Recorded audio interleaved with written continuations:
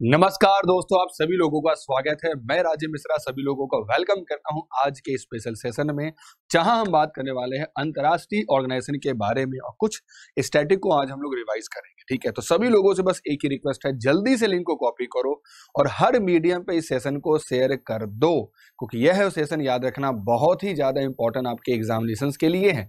अगर मैं बात बोलूं कि आज का हम लोग स्टार्ट करते हैं एक बहुत प्यारे से कोट से, और अगर मैं कोट के बारे में बोलूं तो क्या खूब लिखा है किसी ने, सबको सब कुछ विरासत में नहीं मिलता, सब कुछ विरासत में नहीं मिलता, कई रातें बितानी पड़ती हैं किताबों के साथ। यानी कि जीवन में इतना आसान नहीं किसी चीज को प्राप्त करना, उसके लिए आपको कड़ी मेहनत करनी पड़ती है, तभी आप उस चीज को प्राप्त कर पाएंगे। ठीक है, इसी के साथ मैं सेशन की शुरुआत करता हूं और एक बात बोलना चाहता हूं सभी विद्यार्थियों को कि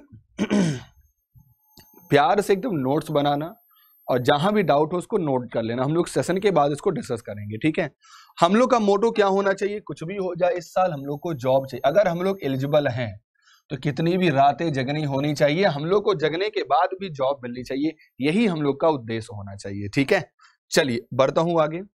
और आज जो हम बात करने वाले हैं अंतर्राष्ट्रीय संस्था, ये एक दिन में तो नहीं होगा, बट हम लोग कुछ जो इंपॉर्टेंट पार्ट को पहले करेंगे। याद रखना ये पार्ट 1 है, अंतर्राष्ट्रीय संस्था ये पार्ट 1 है। हम लोग इसका टुमारो पार्ट 2 कवर करेंगे। ठीक है, यहां कवर करेंगे कुछ इंपॉर्टेंट ऑर्गेनाइजेशन जो कहीं ना कहीं हमें समझना होगा इनकी स्थापना किस पर्पस के लिए हुआ है। और एट द लास्ट में मैं आपके लिए इसमें कुछ क्वेश्चन ऐड भी किया हूं जो कि स्टैटिक पार्ट का रहेगा। ठीक है, तो मुझे बताओ जरा जल्दी से, क्या आप आज के सेशन के लिए रेडी हैं?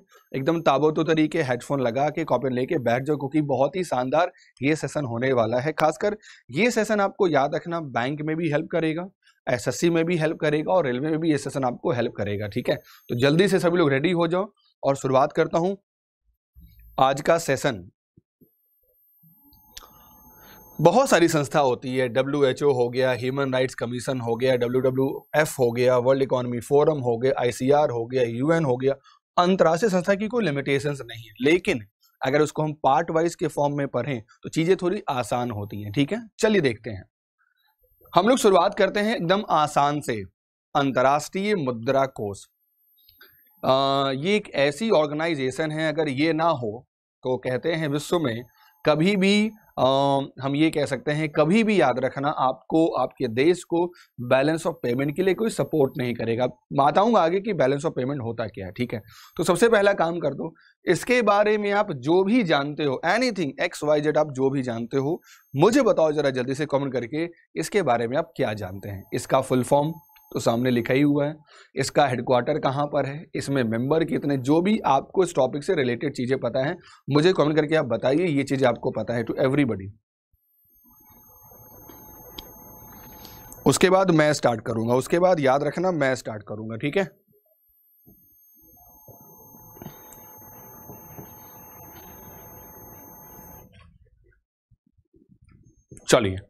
चलो स्टार्ट करते हैं और देखते हैं कि क्या क्या चीजें हम लोग कवर कर पाएंगे। ठीक है, to everybody this is very important session, to all the members, जहां तक हो जाए इस सेशन को एकदम शेयर कर दो, लोगों तक बता दो कि क्लास स्टार्ट हो चुकी है दोस्तों। ठीक है, चलिए एक एक करके पहले देखते हैं कि जो अभी मैं सामने आपको बता रहा हूं आपको याद है कि नहीं। बस आप इसको देखना एकदम ताबड़तोड़ तरीके से, मजा ना आ जाए जो पैसा वापस। ठीक है, गारंटी।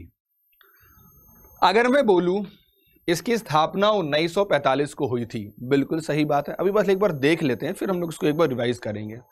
अगर मैं बोलूं इसकी करेंसी होती है स्पेशल ड्रॉइंग राइट, यानी जो ये मेंबर्स कंट्री को हेल्प करता है ये इसी फॉर्म में करता है, जिसको हम लोग कहते हैं स्पेशल ड्रॉइंग राइट।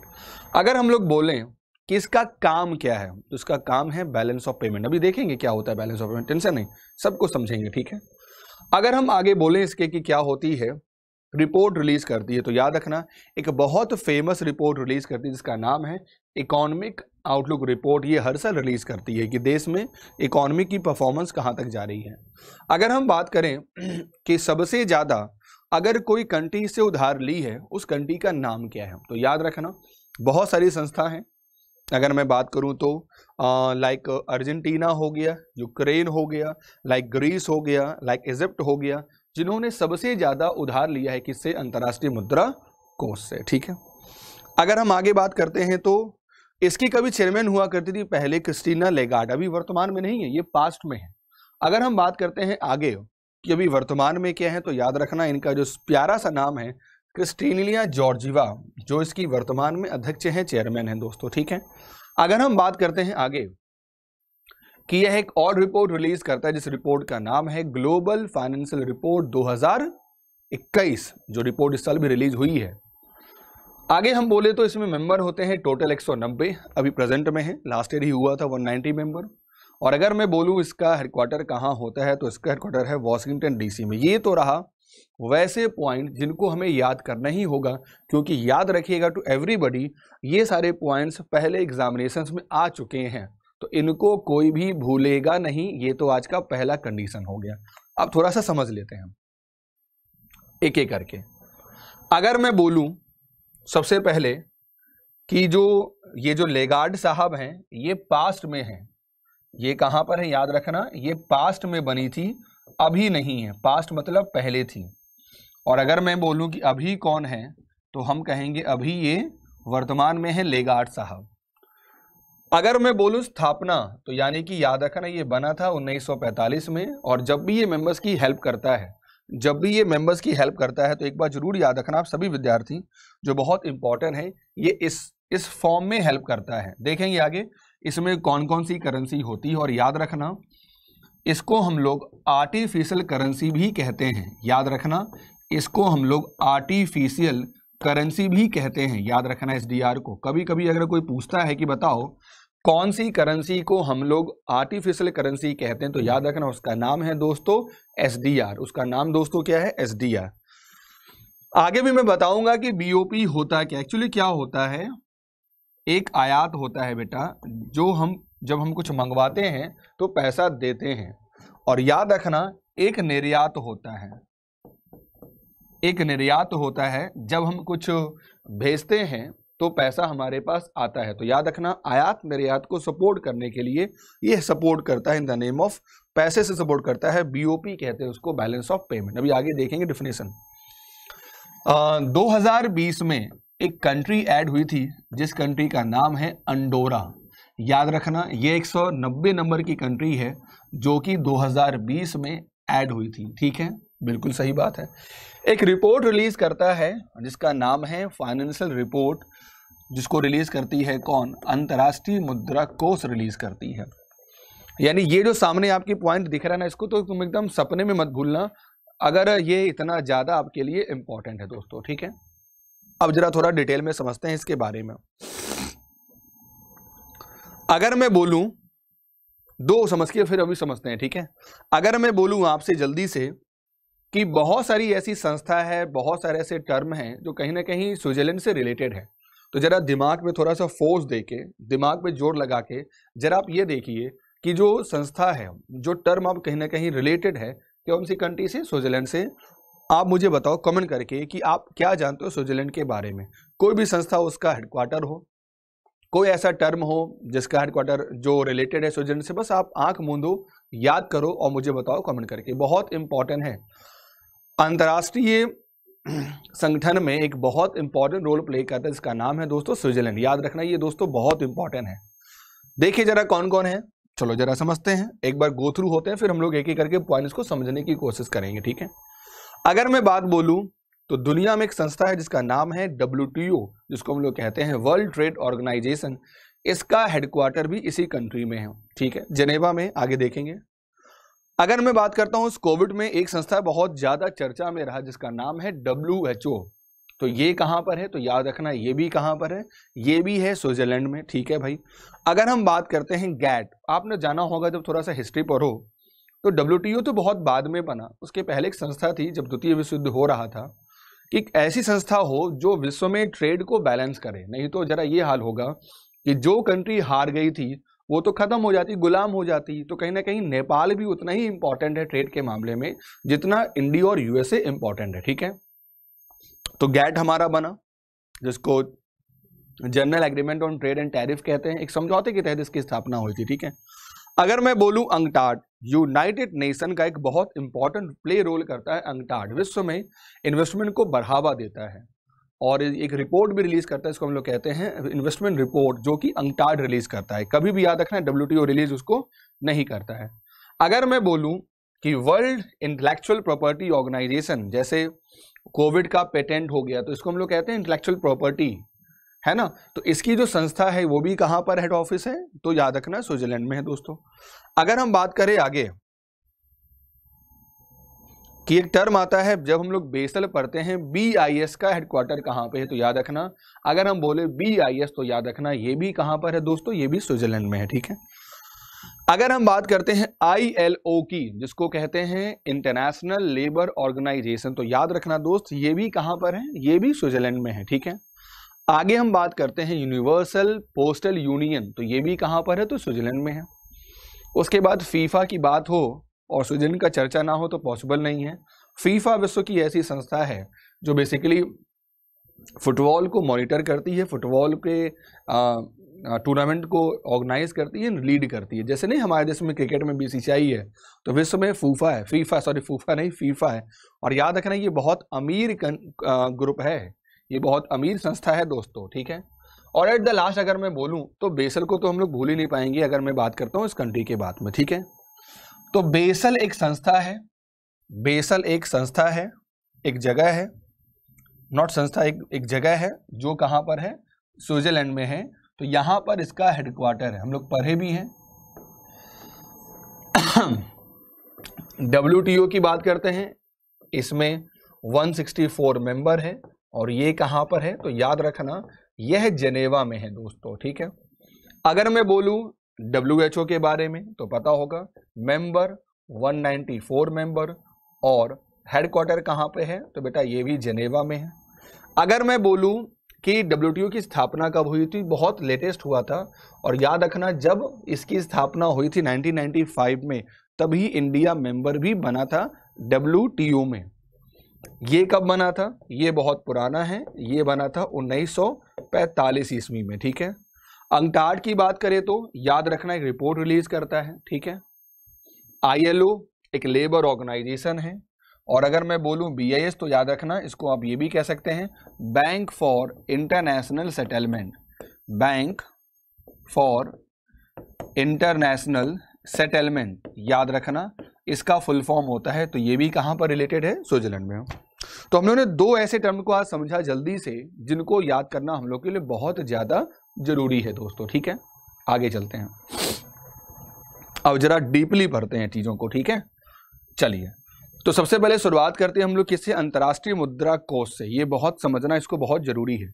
आप जरा दो पल के लिए गौर करो, कभी आपने ये नहीं सुना होगा कि IMF ने पटना को लोन दिया, कभी आपने ये नहीं सुना होगा कि IMF ने भोपाल को लोन दिया। कभी सुना है तो बताओ मुझे कमेंट करके, क्या कभी आपने सुना है? कभी आपने ये नहीं सुना होगा कि IMF ने दिल्ली को लोन दिया। हमेशा आपने एक चीज सुना होगा कि अंतर्राष्ट्रीय मुद्रा कोष ने भारत को मदद किया, अंतर्राष्ट्रीय मुद्रा कोष ने भारत को मदद किया, आपने ये सुना होगा अक्सर एग्जाम में, ठीक है। अब जरा समझना हुआ क्या था। 1944 में एक जगह थी ब्रेटन वुड्स, जो कि याद रखना न्यू हैम्पशायर, संयुक्त राज्य अमेरिका में एक जगह है। वहां पे एक मीटिंग हुई और कहा गया कि भाई देखिए, जो द्वितीय विश्व युद्ध होगा, जरा समझना, जो द्वितीय विश्व युद्ध होने के बाद क्या होगा, कोई कंट्री अमीर हो जाएगी, कोई कंट्री गरीब हो जाएगी। बात तो एकदम सॉलिड बात कही गई है, ठीक है। तो याद रखना इसी समिट के कारण दो हमारे विश्व में एक संस्था बनी, एक का नाम था वर्ल्ड बैंक और एक का नाम था हमारा IMF। यानी एक बना जो फेमस हुआ विश्व बैंक के नाम से, इसको भी अभी तक देखेंगे, और एक फेमस हुआ जिसको हम लोग कहते हैं अंतर्राष्ट्रीय मुद्रा कोष। क्या कहते हैं इसको? अंतर्राष्ट्रीय मुद्रा कोष इसको हम लोग बोलते हैं। दोनों की स्थापना की गई उसी समिट होने के बाद। अब क्वेश्चन ये आता है कि सर दोनों का फंक्शन क्या है, ठीक है। तो पहले जरा समझते हैं हम लोग अंतर्राष्ट्रीय मुद्रा कोष के बारे में। हुआ क्या, जैसे कि एक एग्जांपल लो, सिंपल शब्दों में जरा समझना। मान लो हमने कुछ इंपोर्ट किया अपने देश से, अपने देश में, तो कॉमन सी बात है हमारे देश में जो कैश का फ्लो होगा वो यहां से जाएगा। भाई अगर किसी से कुछ मांगोगे तो पेमेंट तो करोगे कि नहीं करोगे, फ्री में तो नहीं देगा, तो आपने कुछ कैश दिया होगा, ठीक है भाई। तो यानी कैश हमारे पास से क्या हो गया, चला गया, ये हो गया हमारा पॉइंट 1। फिर हमने कुछ एक्सपोर्ट किया होगा, यानी कि भेजा होगा अपने देश से, जैसे चाय पत्ती हो गई, चावल हो गया, तो भाई हमारे पास क्या हुआ होगा, हमारे पास कैश फिर आ गया, कुछ कैश गया और कुछ कैश आ गया। अब जरा सोचो कि और किस कारण और कैसे आपके देश में पैसा आता है।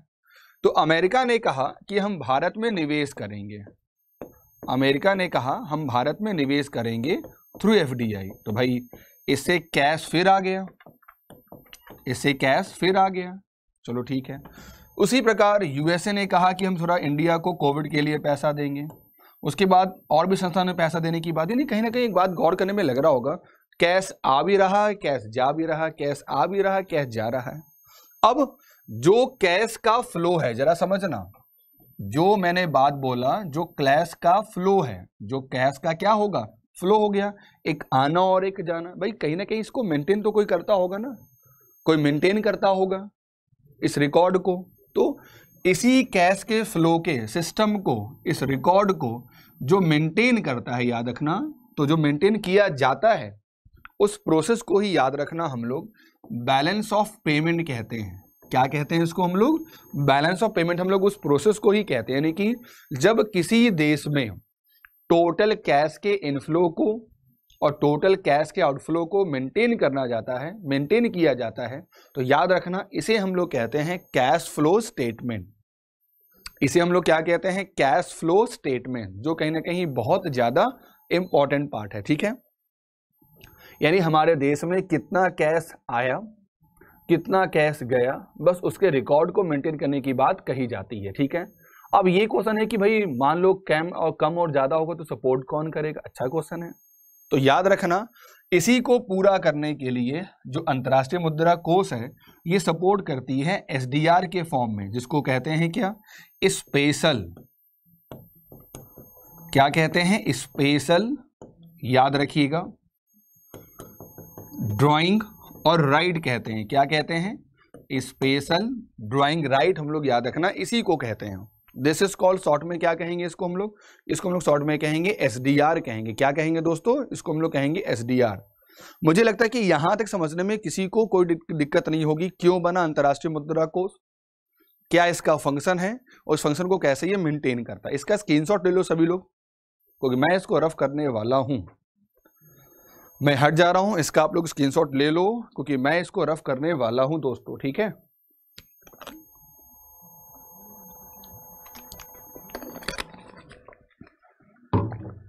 चलिए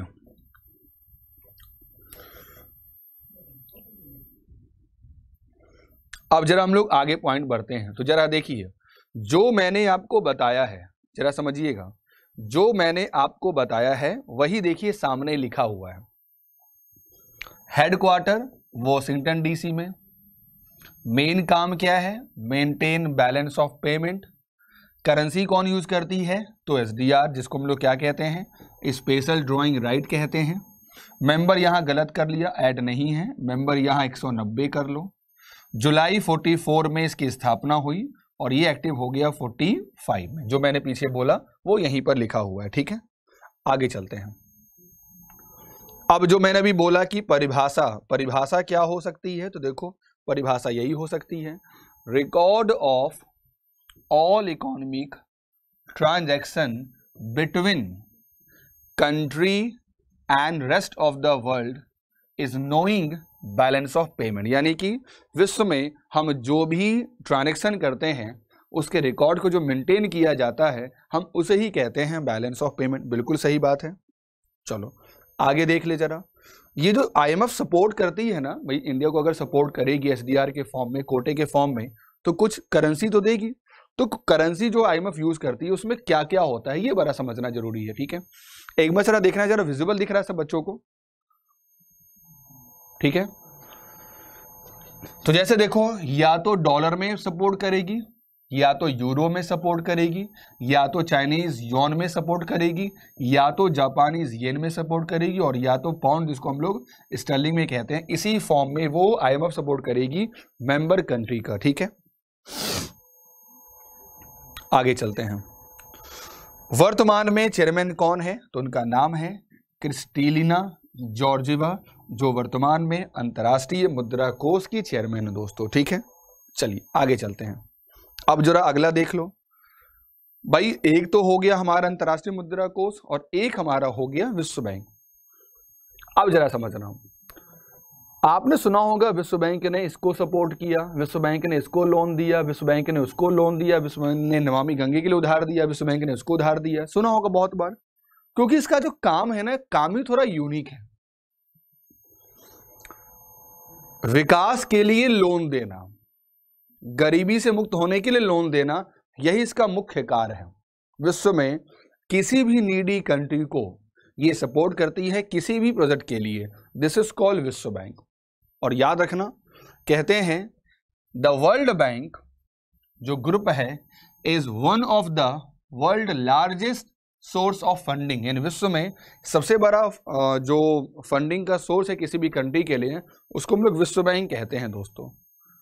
and knowledge for developing country, कहते हैं इसके 5 इंस्टीट्यूशंस होते हैं।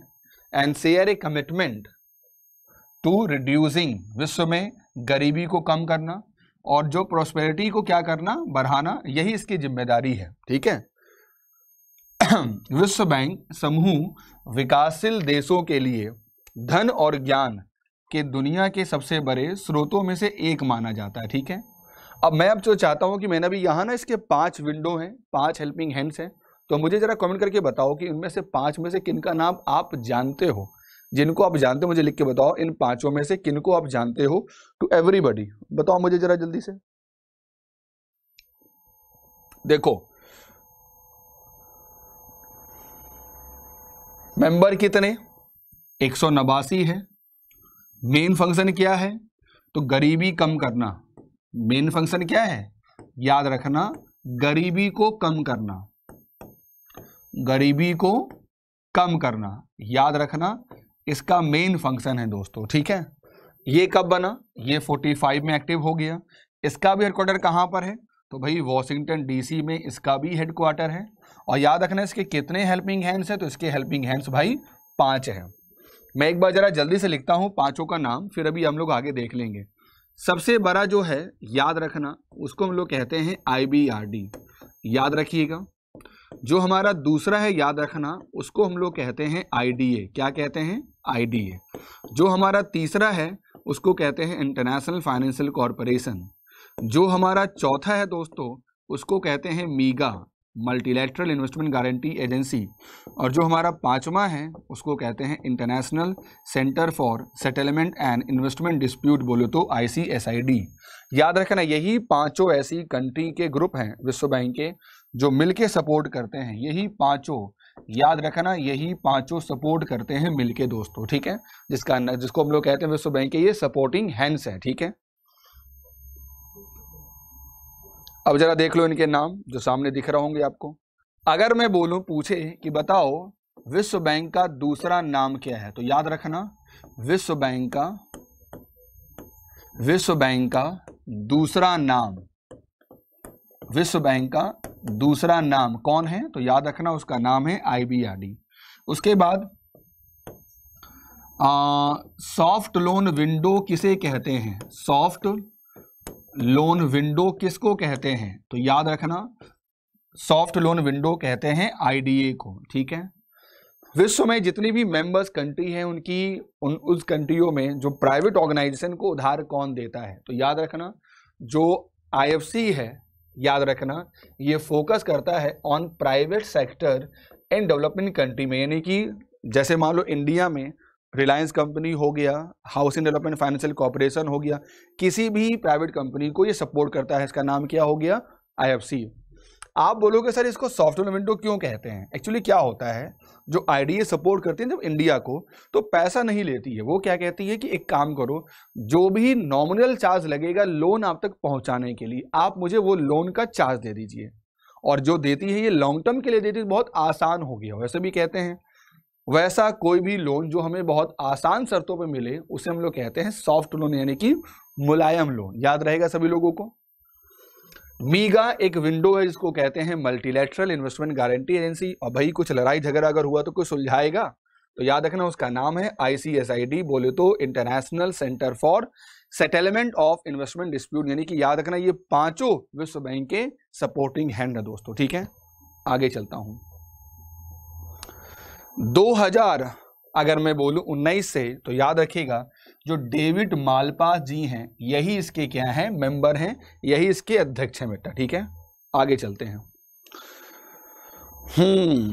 अगली हम बात करते हैं किसके बारे में, हम बात करते हैं वर्ल्ड ट्रेड ऑर्गेनाइजेशन के बारे में। अगर कोई एग्जाम में ये क्वेश्चन पूछता है कि बताओ गैट का दूसरा नाम क्या है, क्या पूछता है कि बताओ गैट का दूसरा नाम क्या है, तो याद रखना गैट का जो दूसरा नाम है, गैट का दूसरा जो नाम है वो याद रखिएगा उसका नाम क्या है, वर्ल्ड ट्रेड ऑर्गेनाइजेशन। ये कब बना, ये बना 1995 को, क्योंकि पहले इसका नाम क्या था, पहले इसका नाम गेट था। कितने मेंबर हैं, 164 है। और पहले इसका नाम क्या था, journal agreement on tariff and trade, this is called, उसको हम लोग गेट कहते हैं। ये गेट कब बना, तो ये बना 1947 को। ठीक है, इसका मेन फंक्शन जरा देखो क्या है, इसका मेन फंक्शन क्या है, rules of international trade and maintain, यानी कि विश्व में क्या कहते हैं उसको, व्यापार के लिए ये नियम बना कि क्या नियम होना चाहिए सारी कंट्री। तो ऐसा होगा, अमेरिका कहेगा भाई सबसे ज्यादा ट्रेड तो मैं करता हूं, तो हम सबसे ज्यादा पैसा हम ही आपसे लेंगे, समझ रहे हो, यानी कि जो अमेरिका है क्या कहता है कि सबसे ज्यादा ट्रेड के लिए पैसा तो हम लेंगे। ऐसा नहीं होगा भाई, हर कंट्री को बराबर मौका जाएगा, दिया जाएगा विकास के लिए और ट्रेड के लिए दोस्तों। ठीक है, हेडक्वार्टर कहां पर है, जेनेवा। और याद रखना पहली बार ऐसा हुआ है 2021 में, याद रखना पहली बार ऐसा हुआ है कि नोगजी ओकोंजोला जो पहली बार बनी है WTO की फीमेल चेयरमैन। और याद रखिएगा अभी हाल ही में कुछ दिनों पहले ये भारत दौरे पर भी आई थी। ठीक है, नाइजीरिया की हैं, कहाँ की हैं ये, नाइजीरिया की हैं, पहली फीमेल अध्यक्ष हमारी कौन सी, WTO की। ठीक है, चलो आगे चलते हैं।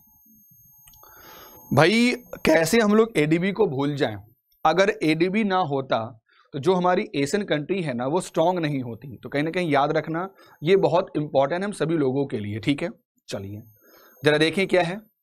इसकी स्थापना हुई 1966 में। कब स्थापना हुई, 1966 इसमें इसकी स्थापना होगी। इसका मेन फंक्शन क्या है, maintain economic growth and reduce poverty, यानी कि जो भी, क्योंकि पता होगा विश्व में सबसे बड़ा कॉन्टिनेंट कौन सा है, तो उसका नाम है एशिया। इस कॉन्टिनेंट में गरीबी को कम करना और मेंटेन करना, प्रोस्पेरिटी ग्रोथ, यही इसका मेन काम है दोस्तों। ठीक है, मेंबर कितने हैं, 68 है। हेडक्वार्टर कहां पर है, मनीला। और कौन इसके चेयरमैन है, तो याद रखना मसताकाबू असाकावा जो ADB के प्रेसिडेंट हैं। और याद रखना जो इसके वाइस प्रेसिडेंट हैं तो वो हमारे भारतीय ही हैं, जिनका नाम है अशोक लवासा। क्या नाम है उनका, याद रखना अशोक लवासा इसके वर्तमान में क्या है, वाइस प्रेसिडेंट है किसके, ADB बैंक के। ठीक है, आगे चलते हैं।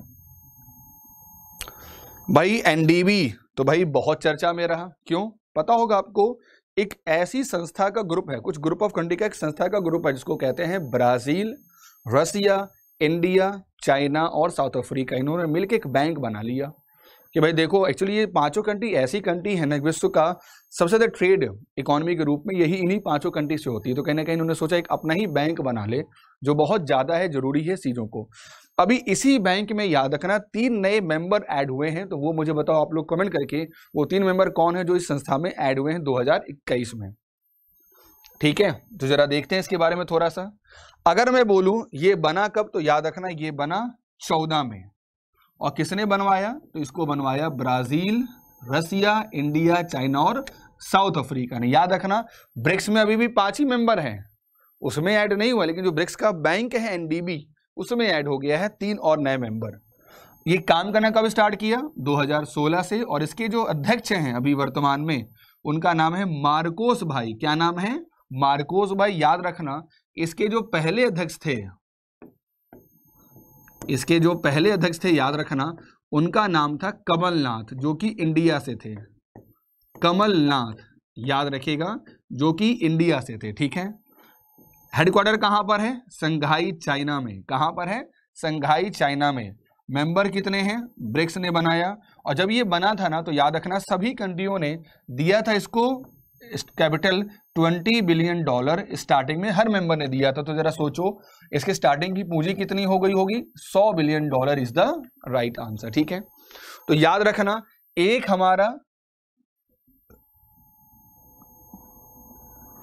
उरुग्वे, एक हमारा बांग्लादेश और एक हमारा यूएई, ये तीनों इसमें ऐड हुए हैं। याद रखना तीनों नए मेंबर हैं एनडीबी में।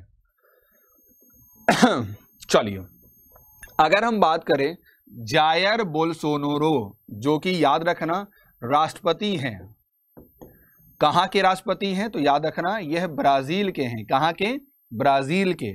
अगर हम बात बोलें व्लादिमीर पुतिन, ये कहां के हैं, तो याद रखना ये रसिया के हैं। ये कहां के हैं, ये रसिया के हैं।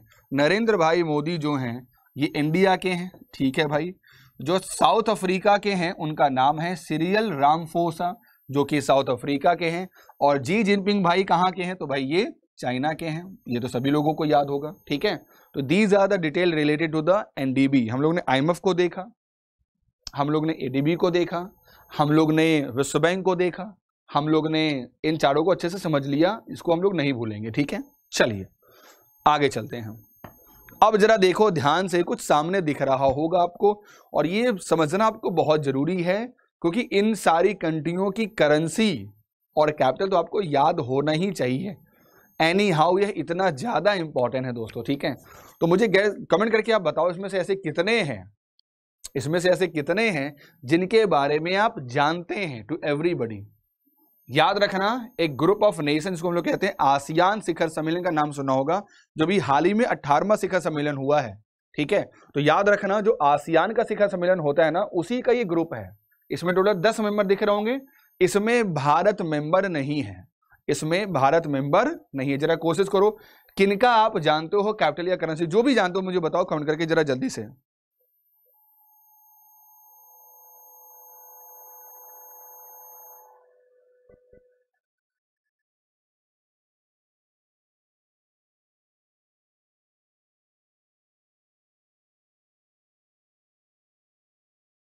ठीक है, तो देखो उसमें कंट्री कौन कौन सी है। एक हमारा म्यांमार है, एक हमारा थाईलैंड है, एक हमारा लाओस है, एक हमारा फिलीपींस है, एक हमारा ब्रुनई है, एक हमारा मलेशिया है, एक हमारा कंबोडिया है, एक हमारा सिंगापुर और एक हमारा इंडोनेशिया है। तो याद रखना अगर मैं बोलूं एक एक करके, तो जरा देखो लाओस की करेंसी क्या है, किप है।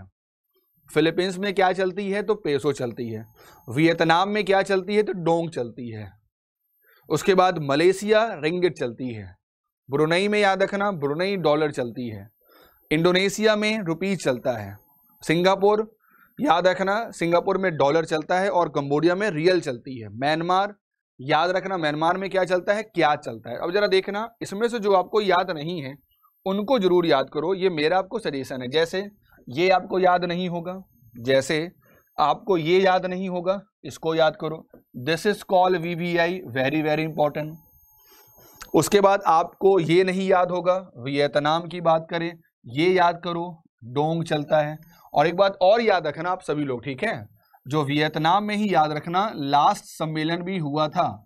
लास्ट सम्मेलन अगर जो 2020 का कोई पूछता है तो याद रखना यहीं पर हुआ था, वियतनाम में। ठीक है, उसके बाद ये भी याद करो लाओस में किप चलती है करेंसी, ये भी आप याद करो। फिलीपींस तो आसान है, पेसो। थाईलैंड भी आसान है, जिसको कहते हैं भट कहते हैं, है ना। कंबोडिया की अगर मैं बात बोलूं तो रियल चलती है। सिंगापुर में याद रखना करेंसी डॉलर है, और जो कैपिटल है वो सिंगापुर सिटी कहलाती है। ठीक है, इंडोनेशिया जकार्ता, और रुपया है यहाँ पर क्या करेंसी होती है, थोड़ा आसान है। ये थोड़ा रिपीट कर लो, याद नहीं रहेगा, चाहे मलेशिया की बात करें चाहे हम ब्रुनई की बात करें। तो याद रखना ब्रुनई में चलता है क्या, ब्रुनई डॉलर, और मलेशिया में क्या चलता है, रिंगिट। ये बहुत ज्यादा हम लोग के लिए इंपॉर्टेंट है। ठीक है, चलिए आगे चलते हैं।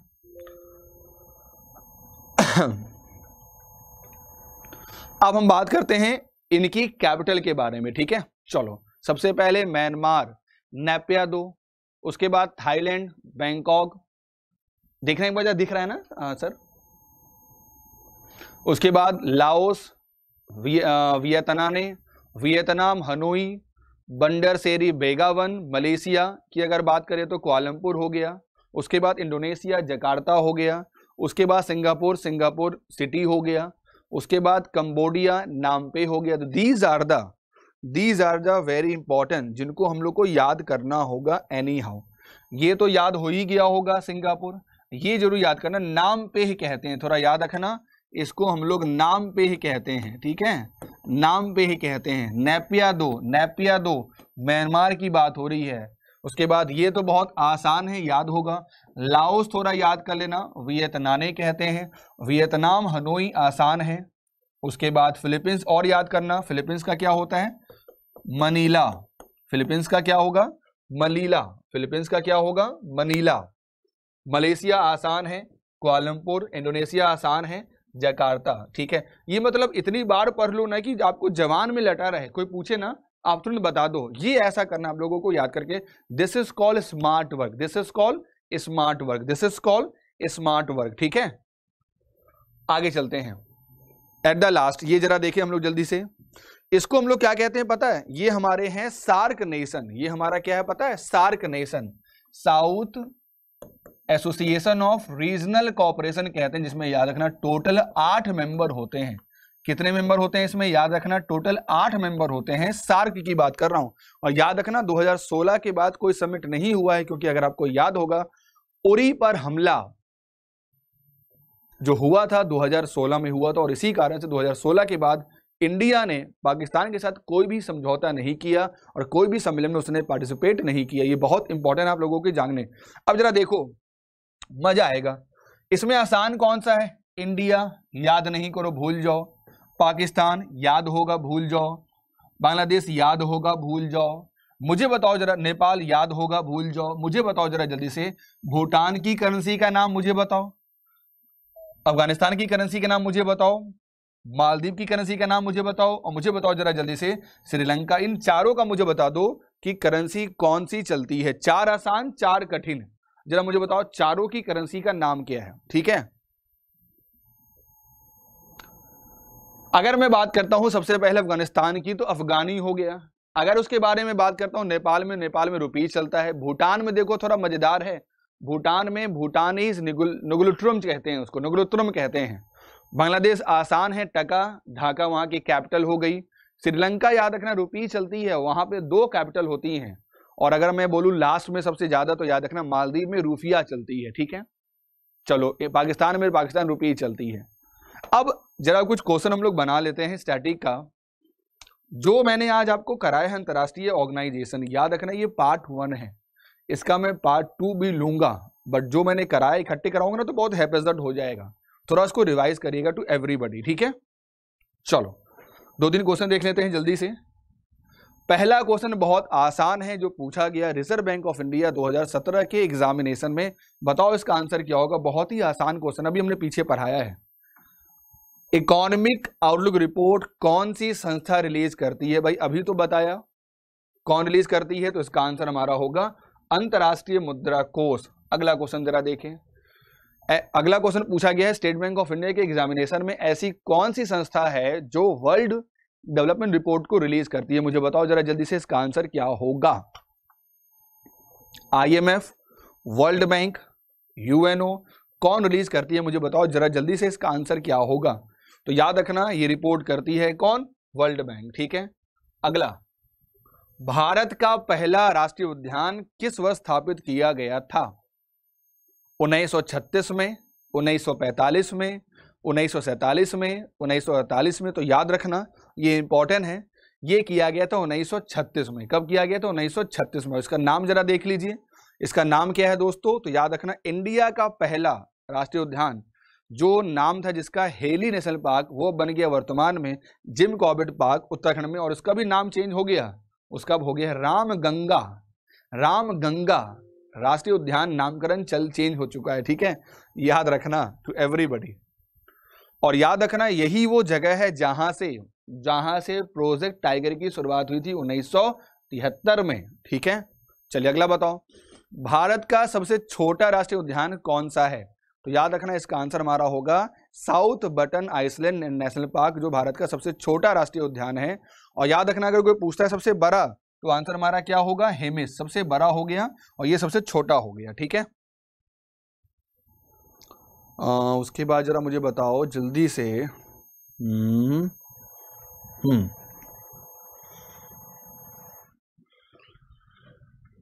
अटीवेरी एक बर्ड सेंचुरी है, मुझे बताओ जरा जल्दी से, यह कौन से स्टेट में इसकी स्थापना हुई है?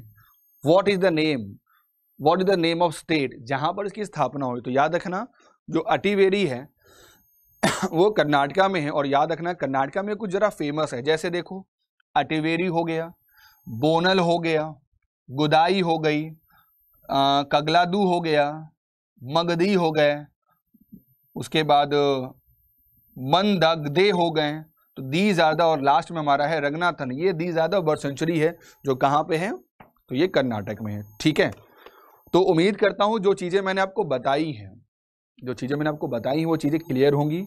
एक बार जरूर याद रखना, आज का सेशन बहुत इंपॉर्टेंट है, इसको जरूर रिवाइज करिएगा टू एवरीबडी, और ऐसे ही सेशन में आपको लेके आता रहूँगा। याद रखना ये मैंने आज पार्ट 1 कराया है, टुमारो हो सकेगा तो मैं इसका पार्ट 2 कराऊंगा। ठीक है, तो जहां तक हो सके इस सेशन को पहुंचा लोगों तक बताओ। अंतर्राष्ट्रीय ऑर्गेनाइजेशन आसान है, इसे हम लोग एकदम आसान करेंगे। वैसे भी किसी ने कहा है कि जीए कभी भी बेवफा नहीं होती, ये हमेशा वफा करती, बस ये क्या कहती है कि थोड़ा सा हमारे पे समय दीजिए। ठीक है, तो सभी लोगों को शुभरात्रि, मिलता हूं टुमारो सवेरे 6 बजे, और हम लोग का नारा क्या होगा? #जागो इंडिया जागो। ठीक है, thank you, good night, bye bye, take care, thank you.